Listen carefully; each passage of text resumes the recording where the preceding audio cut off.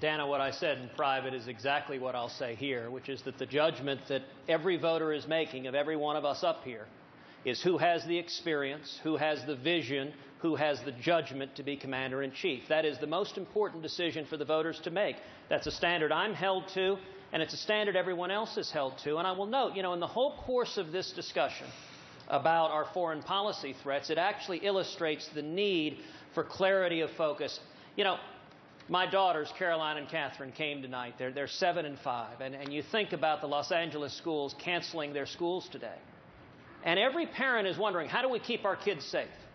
We need a commander-in-chief who does what Ronald Reagan did with communism, which is he set out a global strategy to defeat Soviet communism, and he directed all of his... I'm answering the question, Dana. He directed all of his forces to defeating communism. One of the things we've seen here is how easy it is for Barack Obama and Hillary Clinton to get distracted from dealing with radical Islamic terrorism. They won't even call it by its name.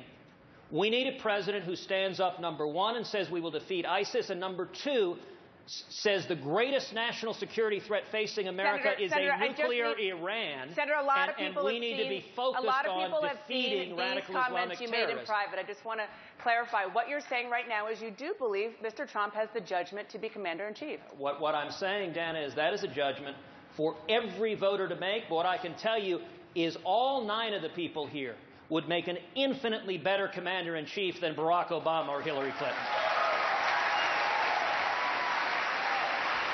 Thank you, Senator. And there is a real danger, Dana, when people get distracted. I'm answering the question, Wolf. There's a real danger when people get distracted by peripheral issues. They get distracted by democracy building. They get distracted about military conflicts. We need to focus on defeating jihadism. ISIS and Iran have declared war on America, and we need a commander-in-chief who will do everything necessary to keep our children safe. Thank you, Senator. And I will do everything necessary to keep our children safe. Thank you, Senator. We're a month